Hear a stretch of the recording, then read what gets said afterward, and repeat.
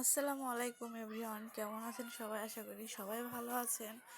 তো আমি আর আমার ভাস্তি, আমার মা, আব্বা সবাই আজকে ঘুরতে গেছিলাম। তো ভাবলাম আপনাদের সাথে সেটাও শেয়ার করি।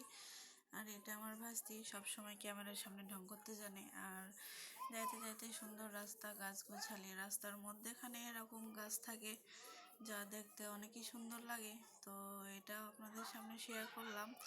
তারপরে তো আমরা ফুবু আসছি, তো মনে করেন ক্যামেরার সামনে ঢং করতে করতে যাই।